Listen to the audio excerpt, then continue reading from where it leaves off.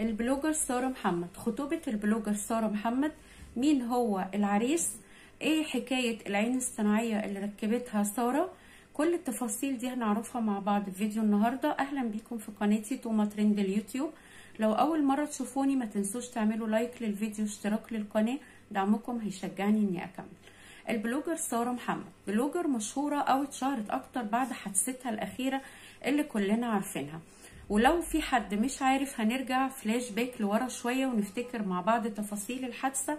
سارة كانت مخطوبة لجارها مصطفى وكانت بتحبه، وفي يوم من الأيام وهم خارجين مع بعض بالعربية طلعوا عليهم ناس مسلحين بهدف السرقة أو أيا كان إيه الهدف، وضربوا عليهم نار. سارة حبت تفدي خطيبها، راحت أخدت هي الطلقة جت في عينيها، وللأسف ضيعت عينيها تماما وما بقتش تشوف بيها خالص.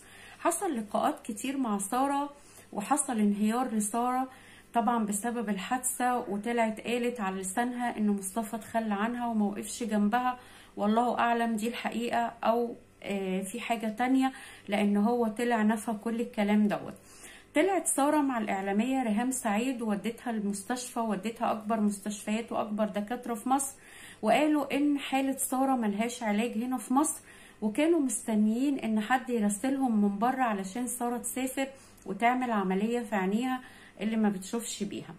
بعد فترة قطعت أخبار سارة، واتفاجئنا اليومين اللي فاتوا ان سارة طلعت عليها شائعات كتير ان هي سابت بيت اهلها وقعدت في دار ايتام. وطلعت سارة نفت الكلام ده كله وقالت انا بس كل الحكاية اني انا مش حابة اقعد في المكان اللي حصلت لي فيه الحادثة والمكان اللي قاعد فيه الشخص اللي تخلى عني، وانا مش قاعدة في دار ايتام ولا حاجة، انا كل الموضوع ان انا قاعدة عند ناس قرايبنا علشان اعصابي تهدى شوية.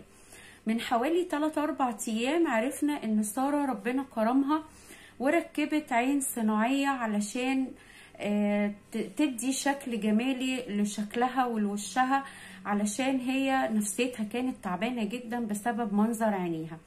ولقينا من يومين ان سارة منزلة على صفحتها الشخصية ان هي اتخطبت لحب عمرها او لصاحب عمرها زي ما قالت، وان هم قروا الفاتحة، وكانت منزلة على صفحتها بتقول الحمد لله الذي تتم بنعمته الصالحات، اتخطبت لصاحب عمري فرقتنا الظروف، كان اول انسان قال لي بحبك واول انسان اتقدم لي، فرقتنا الظروف وجمعتنا الحادثة، ربنا عوضني خير.